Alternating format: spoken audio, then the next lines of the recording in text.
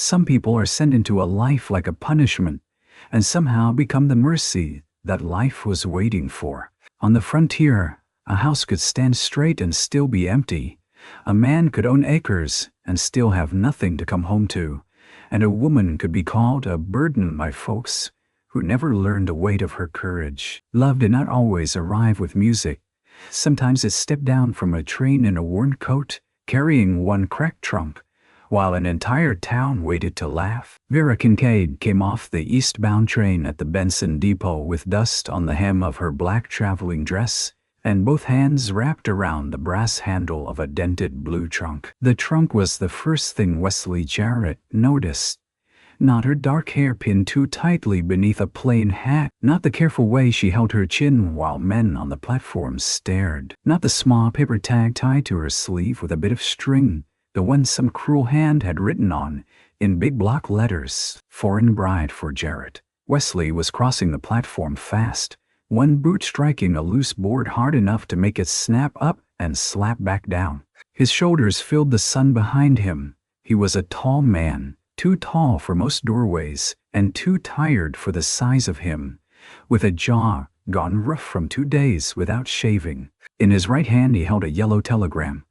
In his left, the bank notice Harlan Pruitt had served that morning. Behind him, Pruitt leaned against a freight post in a clean gray coat, smiling like a man watching a fire catch where he had spilled the oil. "There she is, Jarrett," Pruitt called, "your salvation, or the final nail." A few men laughed. A woman near the baggage cart whispered something and hid her mouth behind her glove. Wesley stopped in front of Vera. He looked at the tag, then he looked at her face. She did not lower her eyes. "You Vera Kincaid?" he asked. Her accent was soft, careful, the words shaped like she had practiced them alone. "Yes, I didn't send for you."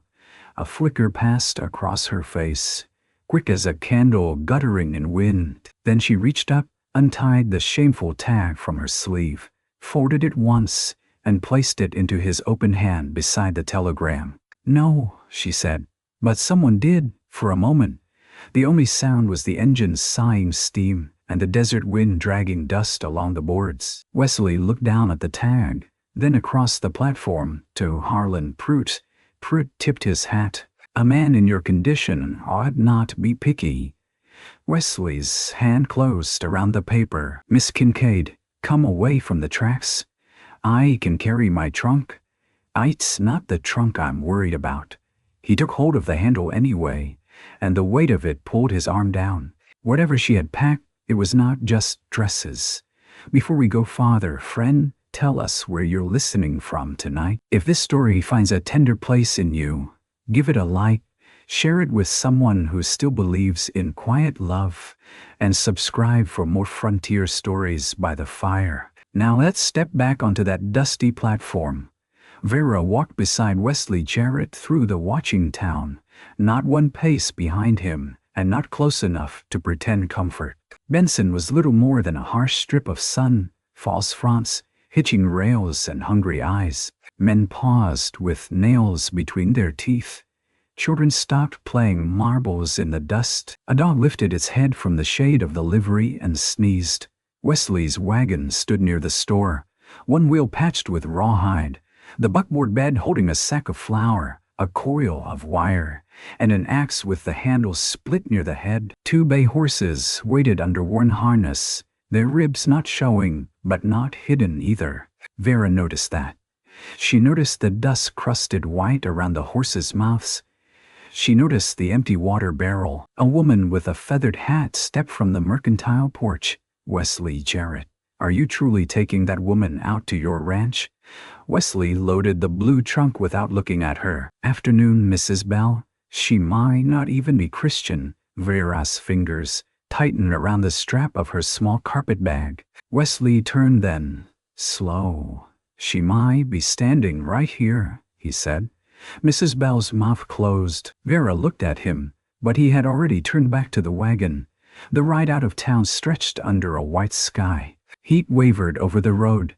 Mesquite and creosote brush hunched low on either side. The mountains sat blue and far off, like a promise made by somebody not present to keep it. Wesley drove with both hands on the reins. Vera sat with her back straight, knees together, gloved hands folded, the ruined tag tucked into the pocket of her dress, because he had handed it back to her before helping her up.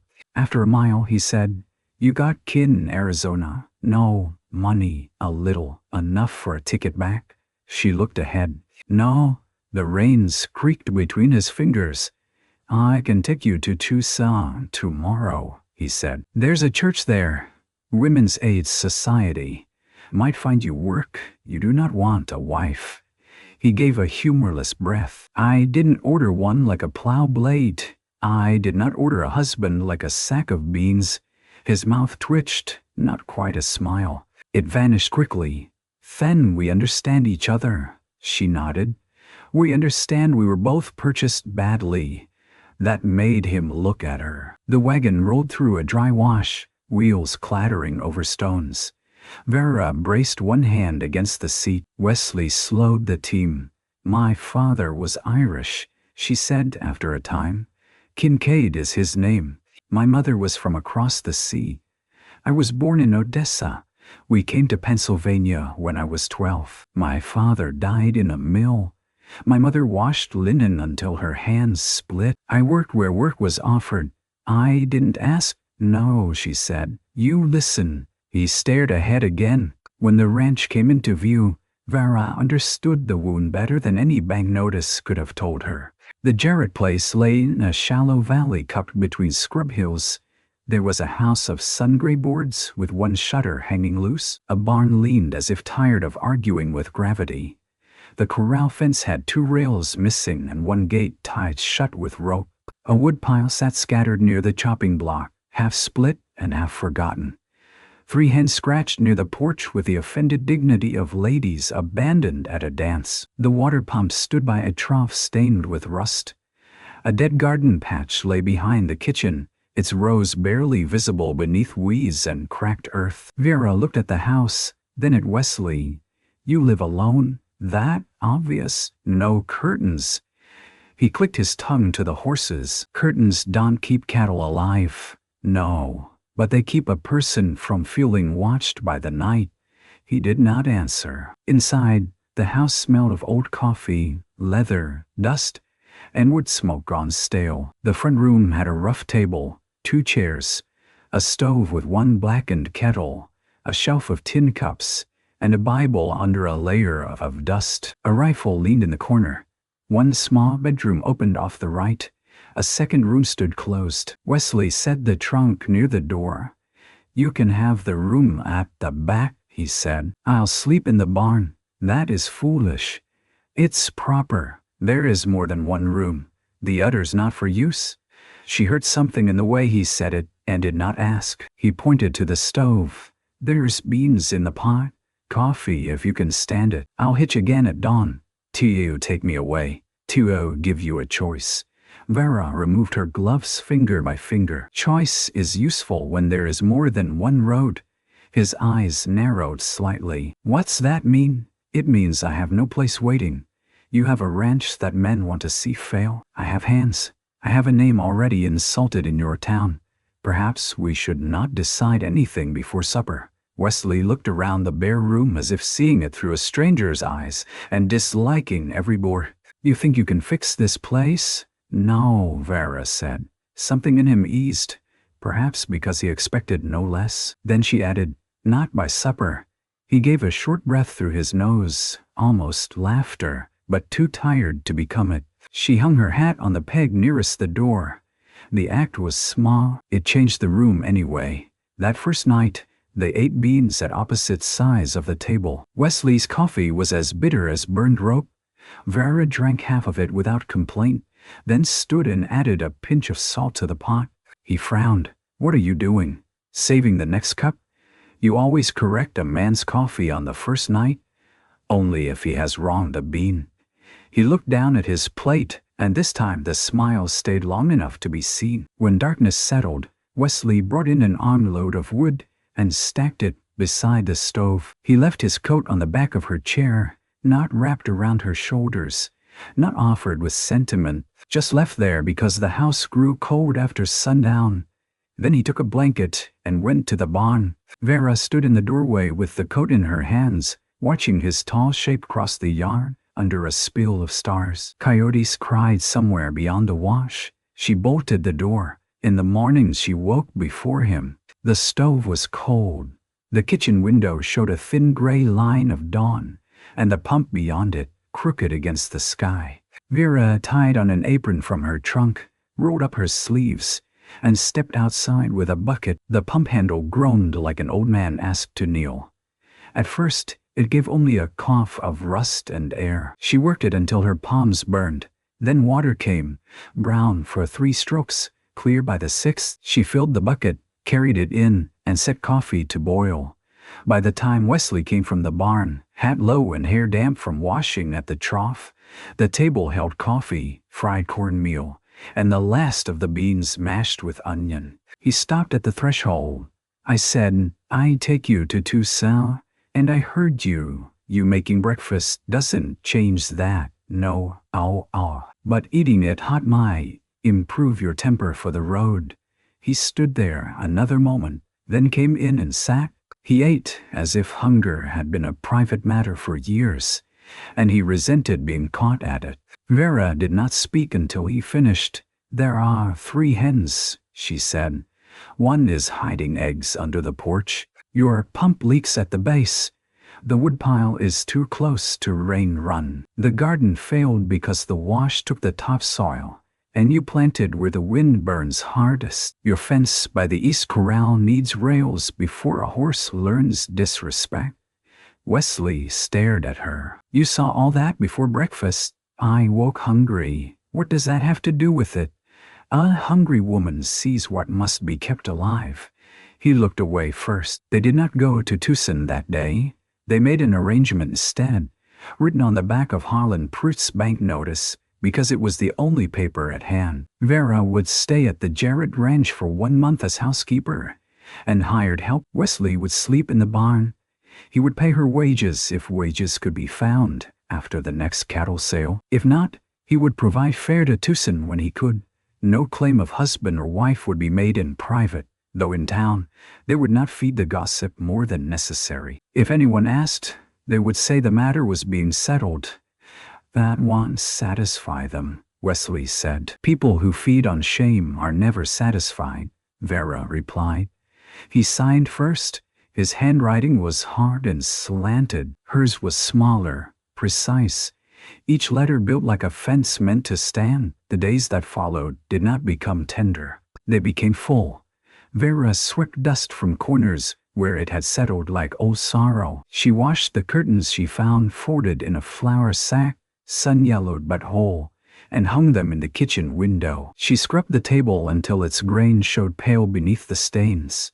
She set the Bible on the shelf instead of under dust, not opened, not displayed, simply rescued from neglect. Wesley worked the range from before dawn until the sun went down, riding fence, checking water, counting cattle he did not have enough of. He came home with cracked lips and shoulders tight from debt. At supper, he spoke little. Vera did not chase words from him. She put food in front of him and kept coffee warm on the stove. Sometimes he ate in silence and left again to mend harness by lamplight in the barn. Sometimes he told her what needed doing the next day in the flat voice of a man afraid to ask. She listened. Then she did it if she could.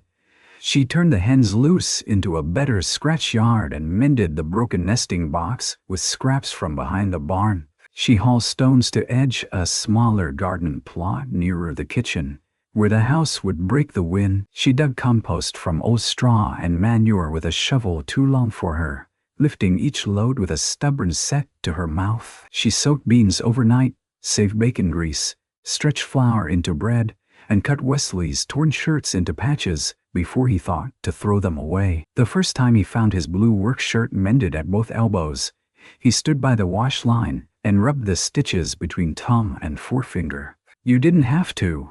It had cloth left in it." "I meant for me." Vera pinned a sheet to the line. "You are not separate from the work." He had no answer for that. At the end of the first week, Wesley brought a broken rocking chair down from the closed room and set it on the porch without explanation. One arm had split, the seat sagged. "For kindling?" Vera asked.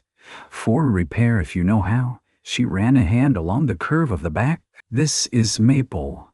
It was my mother's."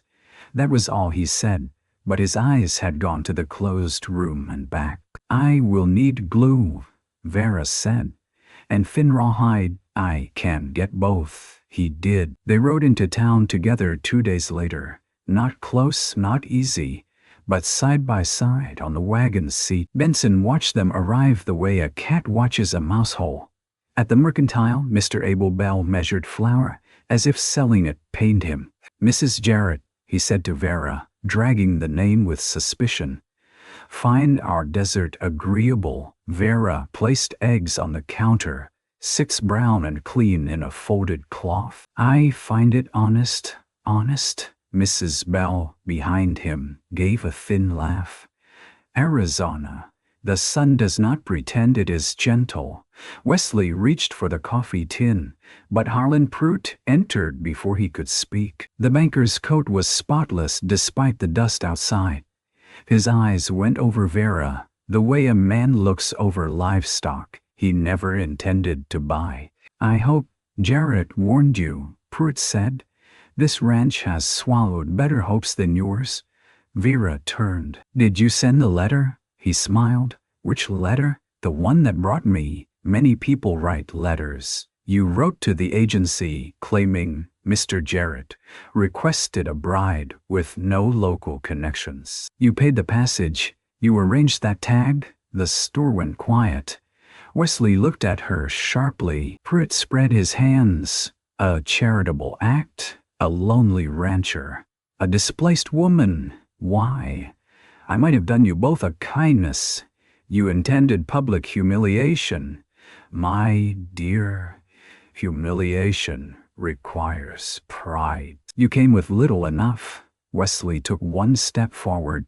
Vera touched his sleeve, not to stop him from defending her, but to choose her own ground.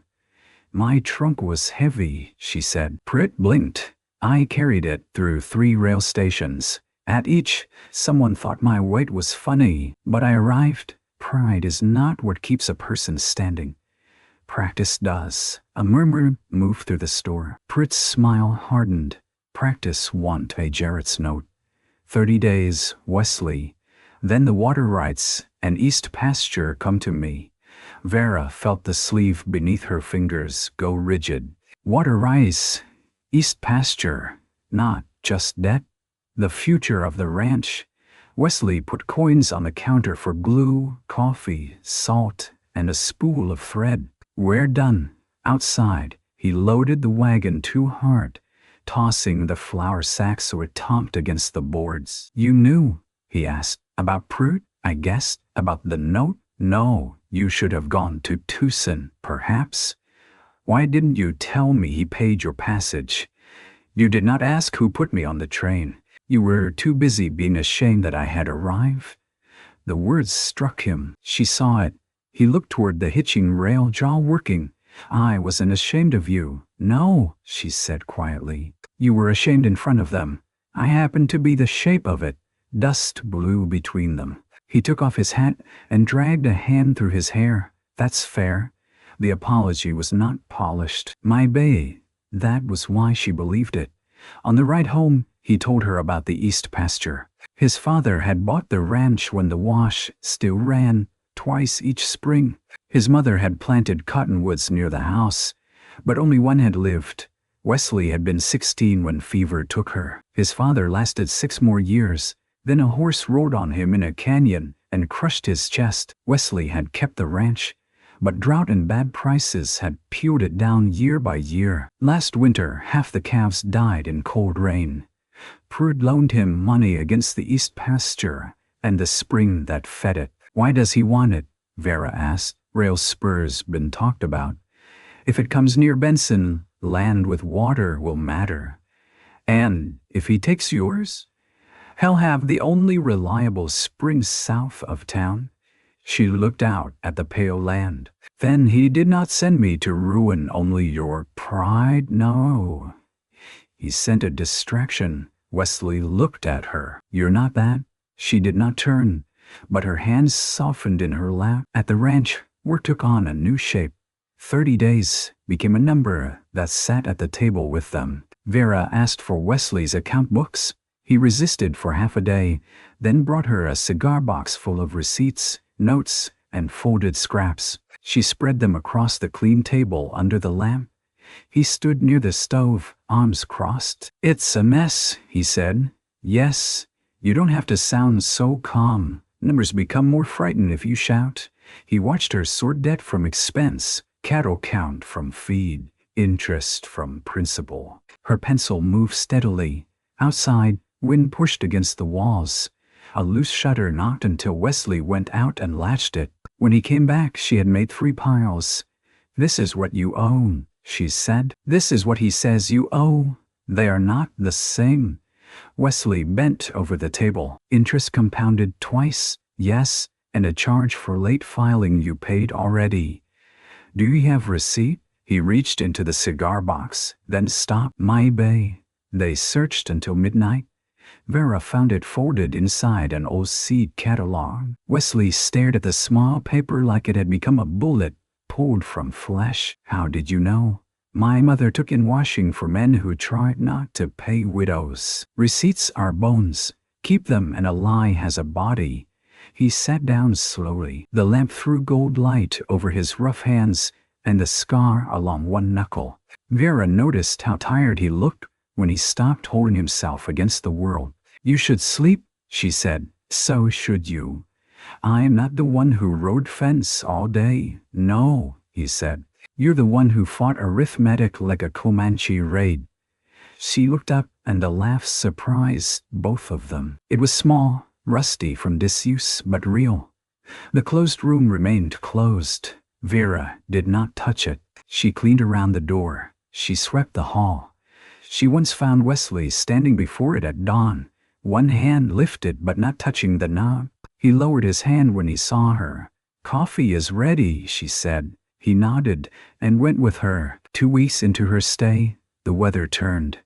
Clouds gathered over the mountains and came down with cold rain that cut the dust into black ribbons. The barn roof leaked over the tack wall. Vera found pans and buckets, while Wesley climbed a ladder with hammer and tin patches. Thunder rolled. The horses stamped in the stalls. Hold the lantern higher, Wesley called. Vera stood below, rain blowing under the eaves. Her shawl soaked through. She lifted the lantern. Its light caught his hands as he worked, quick and sure despite the wet. A gust hit. The ladder shifted. Wesley, I've got it. The ladder slipped again. Vera dropped the lantern onto a hay bale, seized the side rail, and threw her whole weight backward. The ladder slammed against the beam. Wesley cursed, caught himself, and looked down. You could have been crushed. Yes, so could you. I told you to hold the lantern. I improved the instruction. Rain ran down his face. For a moment he looked angry enough to shout. Instead he climbed down, took off his coat, and wrapped it around her shoulders with rough, worried hands. You don't listen worth a nickel, he said. She pulled the coat close. I listen. Then I decide. That night he slept in the house. Not in her room, not even close. He dragged a bedroll near the stove because the barn floor had flooded near his cot, and because Vera, still chilled, had begun coughing in a way that made him restless. He built the fire up, boiled water, and set a cup of haunted tea near her chair. You know how to make tea, she said. My mother knew. That is not the same. I watched. She sipped it. Too much honey. She drank it anyway. He sat on the floor with his back against the wall, knees raised, looking too large and uncomfortable for the small room. Where did you learn repairs? He asked. Everywhere. Tenements, boarding houses, a cannery roof, a widow's farm in Kansas. You learn when no one is coming. Was there never anyone? She held the cup in both hands. The steam warmed her face. My father sang when he was sober, she said. He made boats from walnut shells for me. After he died, my mother stopped singing but not working. There was a man in Pennsylvania who said he would marry me. He liked how I could keep books for his shop. Then he heard my mother speak in the market and called her foreign in a voice meant to bruise. I broke his nose with a ledger. Wesley stared. It was a heavy ledger, she said. He laughed once, low and startled. The sound filled the room differently than the rain. What happened then? No marriage, no position, but his accounts were balanced. Wesley looked at the fire. My wife died in that room. Vera did not move. The rain whispered down the windows. Her name was Alice, he said. Married 2 years. She was small and strong and hated beans. Fever came through in August, took her and the child before he breathed long enough to cry. The closed door seemed to become heavier in the silence. I am sorry, Vera said. I left the room as it was, thought if I didn't touch it, I hadn't failed twice. He leaned his head back against the wall. Foolish. No, Vera said. Human? His eyes closed briefly. That says less than it costs, he murmured. She understood. Some words were small because grief was too large to carry otherwise. The next morning, Vera found coffee already ground and the stove fire coaxed to life. Wesley had left her cup near the warmest part of the table. He did not mention the night before, neither did she. But 3 days later, he opened the closed room. He stood in the doorway for nearly a minute before going in. Vera was kneading bread, flour on her wrists. She heard the scrape of wood, the shift of old trunks, a sound like breath leaving a body after being held too long. When he came out, he carried a cedar box. Baby clothes, he said. Vera wiped her hands on her apron. They're clean, he added. Elise made them. He opened the box. Inside lay tiny white garments, a knitted cap, a small quilt stitched with blue stars. The grief in those folded things was so quiet. Vera had to look away for a moment. There's a family by the wash, Wesley said. Mexican couple. Their little one came early last week. I heard they lost most of what they had in the rain. Thought maybe. He could not finish. Vera closed the box gently. We can take them after chores. He nodded. They rode with the cedar box between them. At the adobe house near the wash, a thin woman named Lucia Morales opened the door with suspicion first, then tears. Her husband, Mateo, stood behind her with a bandaged arm. A newborn whimpered inside, small as a kitten. Vera spoke to Lucia in the little Spanish she had gathered over years of kitchens and boarding houses. Wesley stood awkwardly with his hat in his hands while Lucia unfolded the quilt and pressed it to her mouth. On the ride home, Wesley said, Alice would have liked that. Vera looked at the road. Then the room is not only sorrow now. No, the ranch began changing in ways too small for town to understand. The rocking chair sat repaired on the porch, its split arm bound smooth with rawhide until the glue took. Wesley pretended not to see Vera sit there in the evenings to shell beans, but he sometimes left a cushion from the wagon behind it. The garden plot darkened with turned soil. Vera planted onions, beans, squash, and a row of flowers from seeds found in the old catalog, though Wesley said flowers were a foolish use of water. They call bees, she said. We need cattle, not bees. Cattle like beans. Cattle don't eat flowers, no. But men who eat beans like to see something that does not need salt. He let her plant them. They worked the east fence together for 3 days. Wesley cut rails. Vera held posts straight, tamped dirt, and learned the weight of a fencing hammer. Her palms blistered. She hid them until one burst and left blood on the handle. Wesley took the tool from her. I can finish, she said. I know. Then give it back. Not until you wrap your hand. I have done worse. That's not a reason to keep doing it. He fetched clean cloth and stood waiting. She held out her hand. He wrapped it with surprising care, turning the cloth around her palm, tying it snug but not tight. His fingers were calloused, warm and slow. For a moment, neither of them looked up. Then he stepped back. "There, thank you. It's only a bandage." Ease. But it was not only a bandage. At supper that night, Wesley ate her squash stew, without remarking that it had no meat. Afterward he stood, took both plates, and washed them at the basin. Vera watched him from the table, too tired to protest. He looked too big for the basin, sleeves rolled, lamplight on his forearms. "You wash dishes badly," she said. "I suspected. You leave grease on the edges. I will improve. Most men do not. I am not. Most men." "No," she said softly. "You are not?" He went still for half a breath, then returned to the plates. The month neared its end, and with it the bank deadline. Vera and Wesley took the corrected accounts to Sheriff Boone, a broad-weathered man with kind eyes and tobacco in his vest pocket. He read the papers at his desk while Vera stood beside Wesley. Harlan Pruitt had influence. Everyone knew it, but numbers, as Vera had said, grew timid when exposed to light. Sheriff Boone scratched his jaw. "This filing charge here. You've got proof, Pate?" Yes," Wesley said. "And this interest written twice?" "Wrongfully," Vera said. Boone glanced up, amused by her certainty. "You ever work in a law office, Mrs. Jarrett?" "No." "Bank?" "No." "Where'd you learn this?" "Being overcharged." He grunted. "Good school." He promised to speak with the county clerk. Pruitt would not be beaten easily, but delay mattered. A hearing could be requested.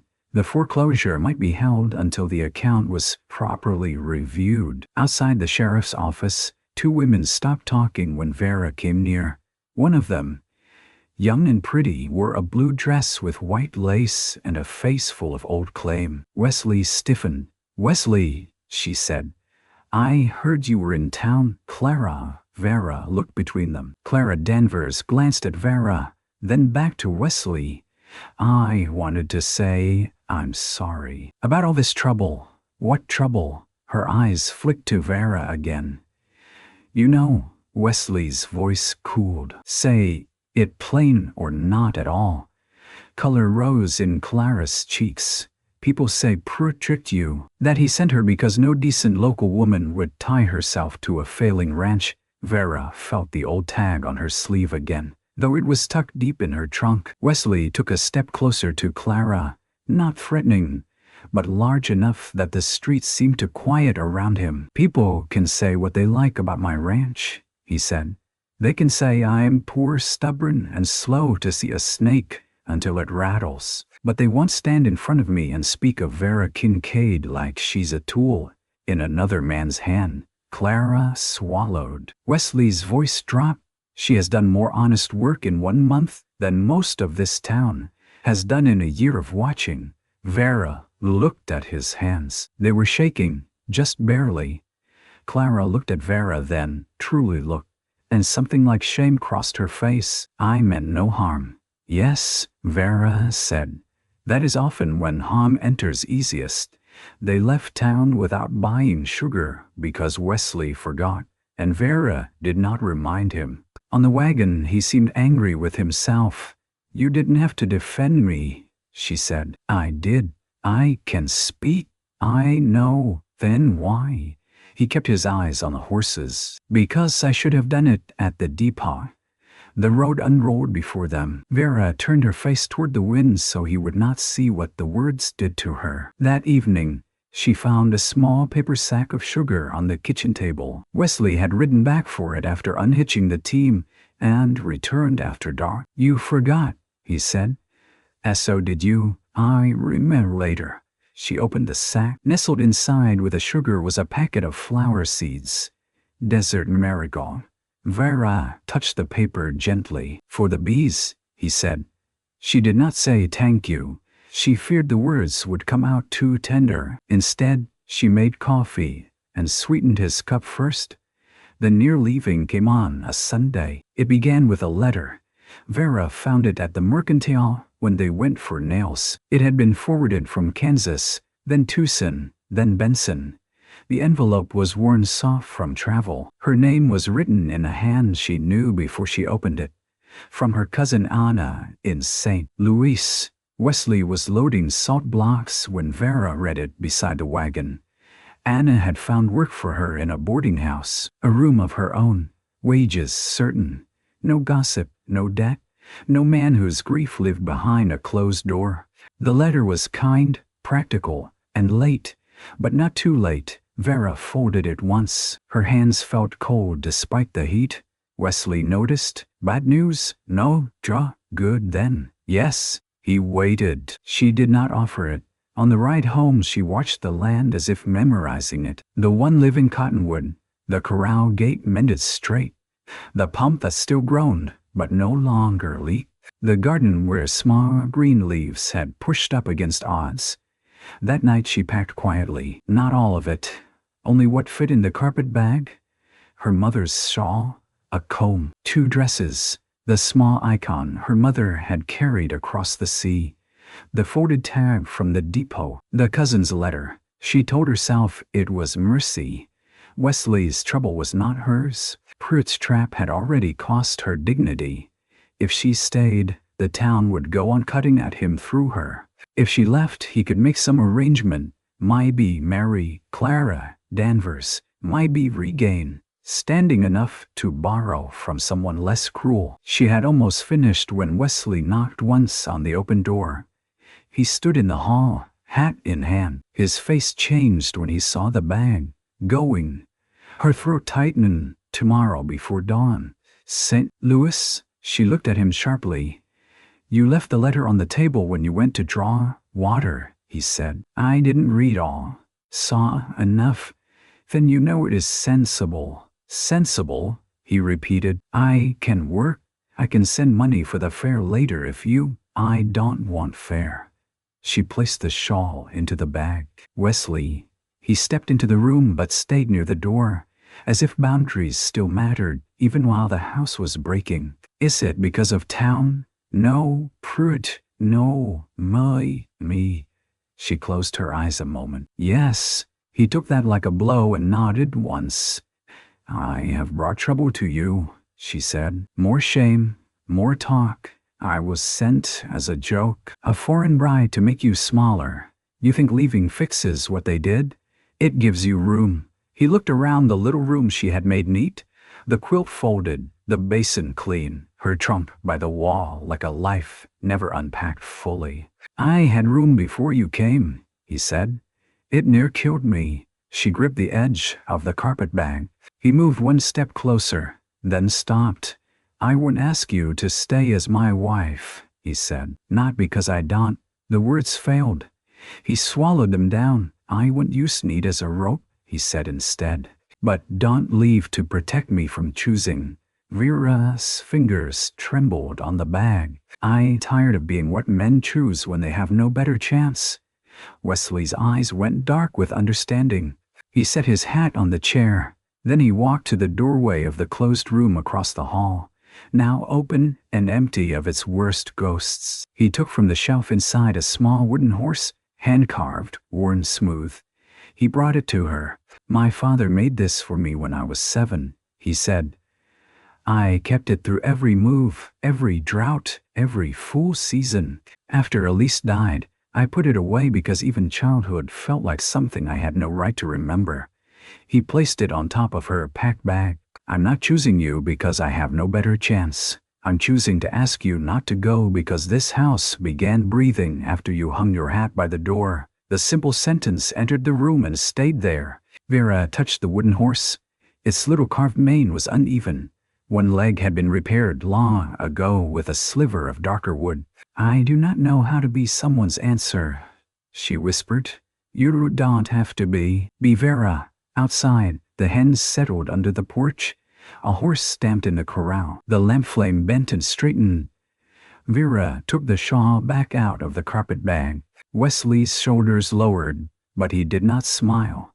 He only picked up his hat. I'll be in the barn. She looked at him. The roof leaks less now. Yes. Still foolish. Yes. He went, leaving the wooden horse on her table. The next morning, her hat remained on the peg. After that, the marriage promise changed shape slowly, like dough rising under a cloth. They went to Reverend Whitcomb in Benson and asked what was required to make the matter proper if both parties agreed. The Reverend looked from Wesley to Vera over his spectacles. "Do you both parties agree?" Vera said. "To marriage, yes. To haste, no," Wesley said. "To protection, yes. To pretending, no." The Reverend coughed into his hand, perhaps to hide a smile. They arranged for a simple ceremony after the bank hearing, if the ranch was still theirs to stand on. Until then, Vera would continue in the house and Wesley in the barn, though Mrs. Bell would surely suffer from the arrangement. "Mrs. Bell suffers easily," Wesley said. Vera smiled at the floor. The hearing came 2 weeks later in a crowded room above the sheriff's office, where the windows stuck and everyone smelled of dust, wool, and curiosity. Pruitt arrived with a lawyer from Tucson, a narrow man with oiled hair and a watch chain. Wesley wore his best black coat, brushed thin at the cuffs. Vera wore her plain brown dress with a white collar she had washed and pressed until it looked almost new. She carried the blue trunk. Wesley had asked why. "Because it is heavy," she said. He had learned by then to wait. The county clerk reviewed the note. Pruitt's lawyer argued about terms, penalties, delays, signatures. Words filled the room like smoke.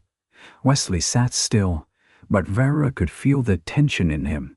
His hands clenched under the table. Then Pruitt's lawyer smiled. "Even if certain charges were entered twice, Mr. Jarrett remains in arrears. Unless he can produce payment by the original deadline, the bank is within rights to seize the pledged east pasture and associated spring." The clerk looked tired. "Mrs. Kincaid, you submitted a written objection." Vera stood. A whisper moved through the room. Mrs. Bell was there. Clara Danvers, too. Mateo Morales stood near the back, hat in hand. Lucia beside him with the baby wrapped in the blue star quilt. Vera opened the blue trunk. Inside were not gowns, as many had imagined. There were ledgers wrapped in oilcloth, seed packets, 2 iron tools for grafting, folded linen, a small bag of coins, and beneath them all, a flat wooden box. "My mother worked all her life," Vera said. "She saved in coins because banks did not speak kindly to her. When she died, she left me what she calls stubborn money. Not enough to buy ease, enough to survive insult." Wesley turned toward her. She did not look at him. If she did, she might falter. She opened the wooden box. Coins lay inside, silver and gold both, worn from many hands. "This is not charity to Mr. Jarrett," she said. "It is investment." Pruitt laughed softly. "Investment? In a failing cattle ranch. In land with water," Vera said. "In corrected accounts. In a garden already sprouting. In hens laying. In fence repaired. In neighbors who remember who came when their roof failed, and who charged them for nails after a flood." Mateo stepped forward. "Jarrett brought timber when our shed fell." Lucia lifted her chin. "Vera brought medicine and food." Abel Bell shifted near the door. His wife glared at him until he spoke. "Jarrett's account at the mercantile is not as poor as folks say. He pays slower than I like, but he pays." Sheriff Boone cleared his throat. "And Harlan, I've got 3 other complaints about duplicate fees." Pruitt's face tightened. "This is sentiment." Vera placed her mother's coins on the clerk's table. Each one struck wood with a small final sound. "No," she said. "This is arithmetic." The room went still. Wesley stood so abruptly his chair scraped hard. "Vera, no." She turned then. His face was pale under the tan. "This is your mother's money." "Yes, I won't take it." "You are not taking it. I am placing it where I stand." Pruitt's lawyer reached for the coins. "If payment is tendered." Wesley put his hand over the box before the lawyer could touch it. "No." Vera stared at him. He looked at the clerk. "How much time if the false charges are removed?" The clerk checked the papers. "With review, perhaps 60 days.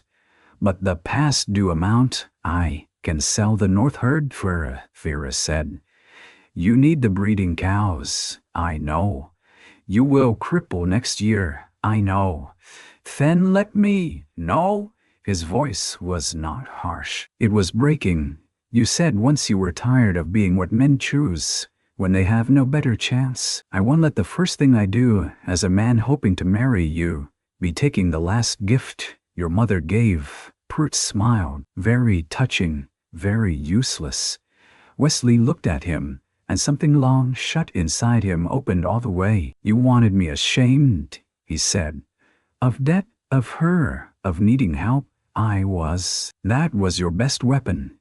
He lifted the bank notice from the table. I'll sell the herd before I give you the spring. I'll work freight in Tucson. I'll dig wells by hand. But I won't let you turn her sacrifice into another joke told at the depot. Vera whispered, Wesley. He looked at her. Then Clara Danvers stepped forward. My father owed Harlan money, she said, voice shaking. He lost our south lot last year. We thought it was grief and poor management. But I saw charges like these. She faced the clerk. I can bring the papers. Prut snapped. Clara, mind yourself. She flinched, then straightened. I should have minded myself sooner. A murmur rose.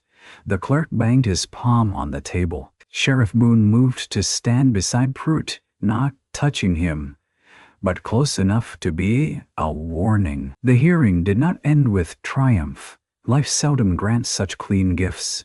It ended with delay, review, and Prut's face gone bloodless with anger. The foreclosure was suspended pending investigation. The east pasture remained Jarrett land, for now. Outside, under the hard white sun, Wesley and Vera stood beside the wagon with the blue trunk between them. You should have let me pay, she said. You should have warned me. I'm angry. I'm grateful. I don't know how to hold both. Vera looked down at her gloved hands. Carefully, he let out a tired breath, and after a moment she did too. They loaded the trunk. As Wesley tied it down, Prut came down the steps, flanked by his lawyer. His smile was gone now. Without it, his face looked older and meaner. This delay won't save you, he said. Droughts still drought. Cattle still need water. A foreign woman with a box of coins won't make rain. Vera stepped closer to Wesley, not behind him. No, she said, but she might know how to save it when it comes. Prut's eyes narrowed. That night, back at the ranch, Vera spread old newspapers, account pages, and a rough map of the land across the table. Wesley stood over them, still bruised by the day. You meant that, he said, about saving rain. Yes. How? She pointed to the wash. The water runs too fast here. It cuts and leaves. In my mother's village, they used stone lines on slopes. In Kansas, I saw a farmer build brush dams in gullies, slow the water, catch silt, deepen soil. You have stones, you have brush, you have 2 hands, 4, he said. She looked up. He tapped the table. Show me. So she did. The work was brutal. They rose before dawn to beat the heat. Wesley hauled stone with the wagon. Vera stacked brush in shallow cuts and weighted it with rock. Mateo came twice with his good arm and brought cousins. Lucia came with food one day, the baby tied against her chest in Elise's quilt. Even Abel Bell sent bent nails and old barrel hoops, saying nothing as he unloaded them, refusing coffee because he had not earned it. Mrs. Bell sent a sack of dried apples through Clara Danvers and pretended she had not. The ranch became a place of movement. The woodpile stood straight beneath a scrap roof. The corral gate swung on new hinges. The barn roof no longer leaked over the tack. The laundry line filled each Monday with shirts, sheets, and towels that smelled of sun and lye. The hens multiplied their eggs once Vera shifted their feed. The garden, watered by hand from the pump at dawn and dusk, sent up beans and squash, onions and marigolds. Wesley still slept in the barn until the ceremony. But sometimes after supper, he sat on the porch steps while Vera rocked in his mother's chair. They did not talk always. Silence had become less empty. One evening, he brought out the Bible from the shelf. "My mother used to read from Psalms when rain wouldn't come," he said. "Will you?" He turned the pages slowly. "My voice isn't pretty. Rain is not pretty when it begins. It is still wanted," he read, stumbling once, then finding the rhythm. Vera listened with her mending in her lap. The sunset burned copper over the hills. A horse blew softly in the corral. Wesley's voice moved through the words like a man crossing a river by stones, careful not to fall. When he finished, Vera said nothing. He closed the Bible. "My father's horse," she said after a while, touching the carved wooden toy she had brought to the porch. "He made one for me too, but it was lost when we moved. I cried 3 days. My mother said, 'Vera, tears are salt. Do not spend them all in one bowl.'" Wesley smiled faintly. "Did that help?" "No. I cried a 4th day to spite her." His laugh came easy now. Not often, but no longer surprising. The wedding took place on a Wednesday morning because chores would not wait for romance. Reverend Whitcomb stood beneath the cottonwood with his Bible.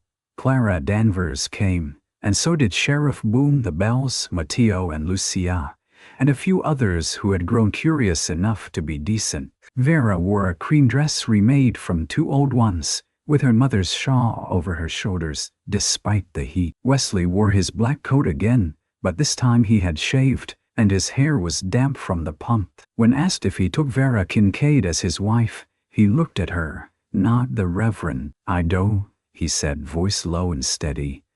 When Vera answered, she did not tremble. "I do."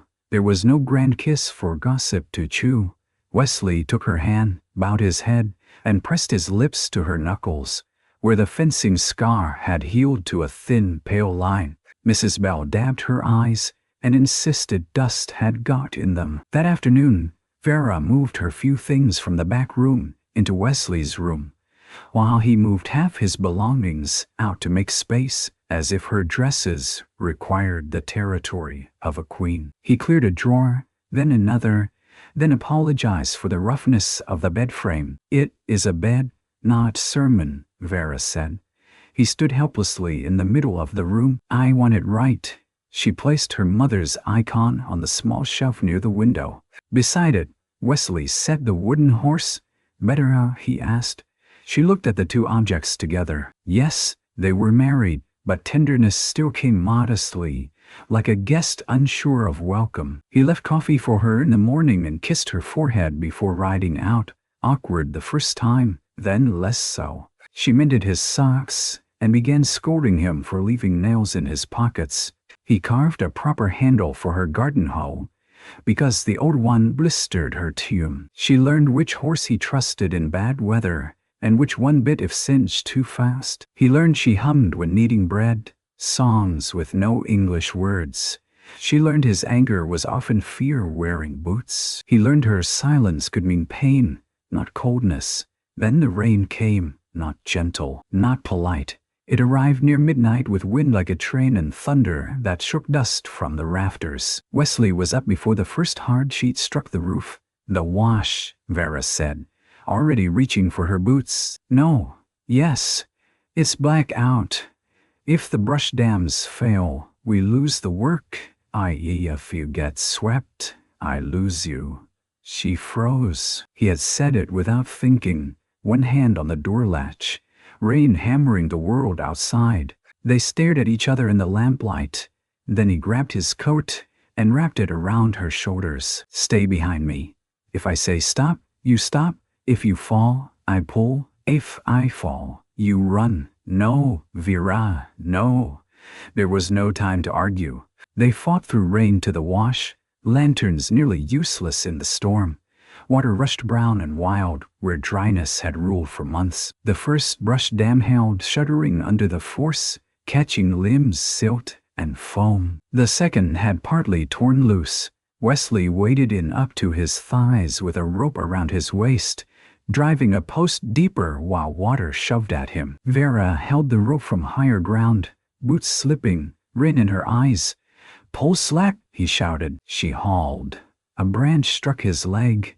He went down to one knee, The rope snapped tight around Vera's hands and burned through her gloves. "Wesley, I'm up." He was not. Not fully. The water pushed him sideways. Vera wrapped the rope around her waist and threw her weight backward, heels digging into mud. Her body screamed with the strain. The lantern went out. The world became black water, thunder, and the rope between them. "Climb!" she cried. He fought up, one hand over the other along the rope, until he reached the bank and collapsed beside her. For a moment they lay in mud and rain, breathing like broken bellows.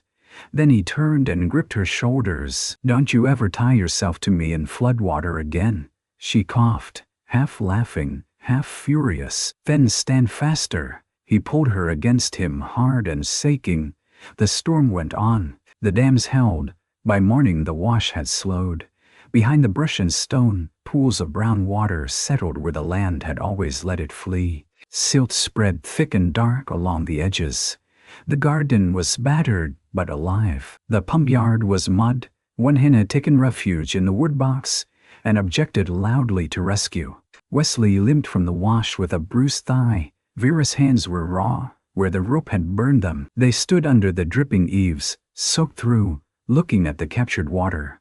"You built his future instead," Matteo said later when he rode over and saw it. He meant the ranch. He meant the water. He meant Wesley standing beside Vera with his hand at her back, as if it had always belonged there. But the words traveled.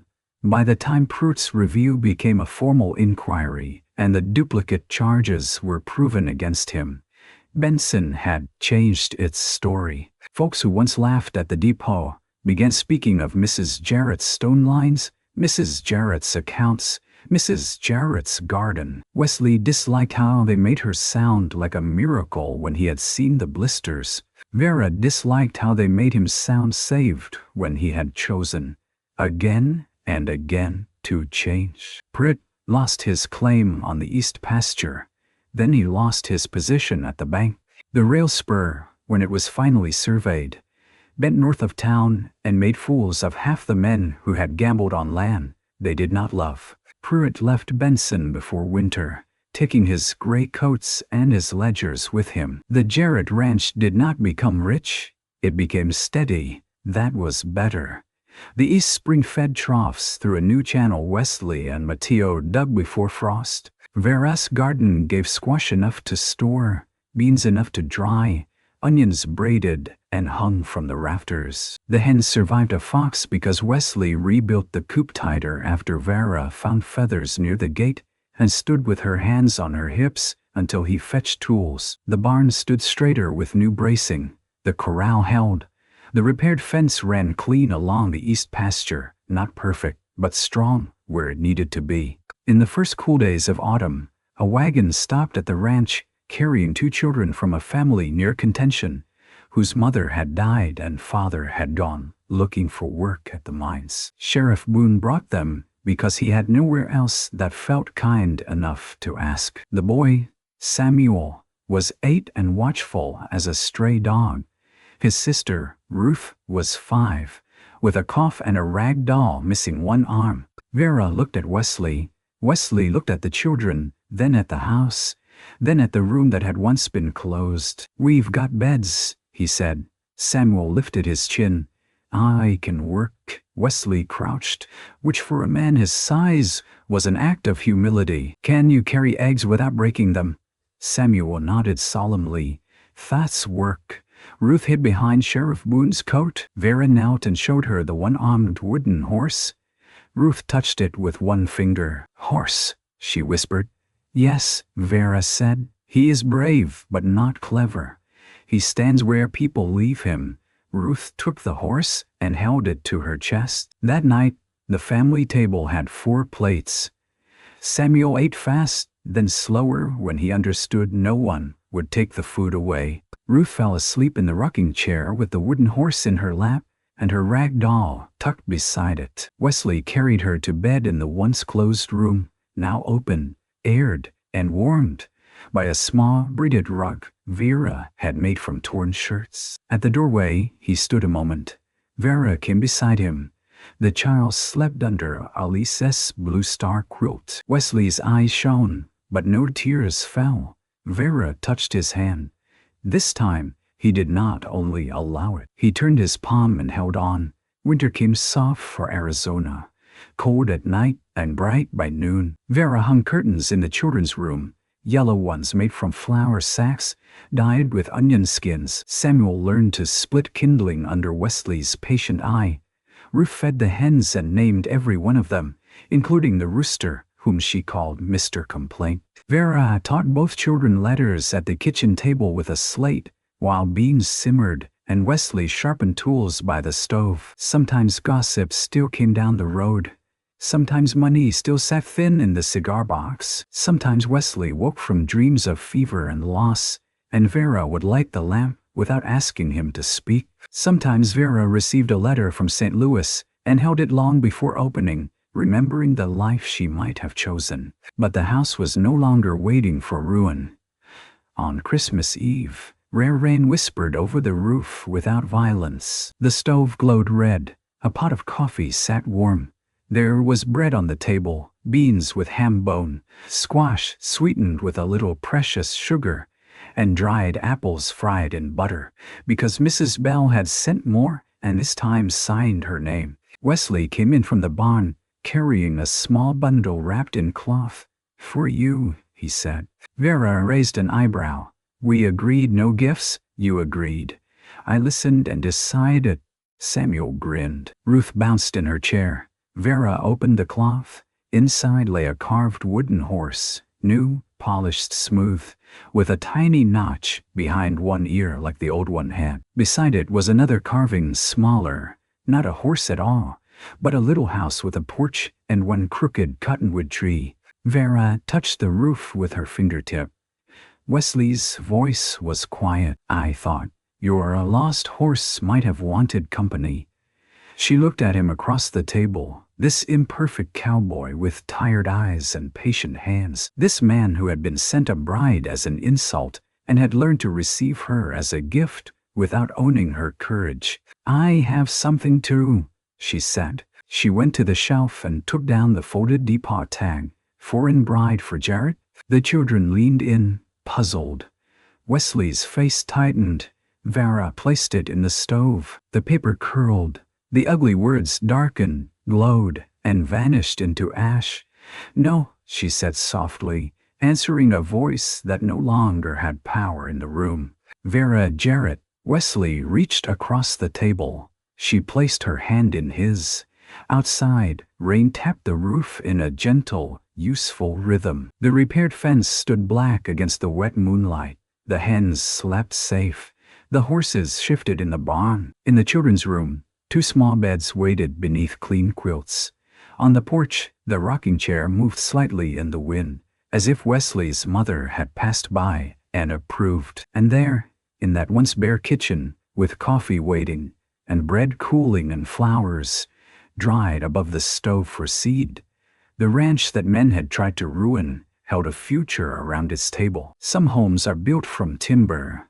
Some are built from mercy, but the strongest ones are built slowly, by hands that choose to stay after shame has had its say, by love that fixes the gate, warms the coffee, keeps the receipt, saves the rain, and leaves a light burning for whoever is brave enough to come in.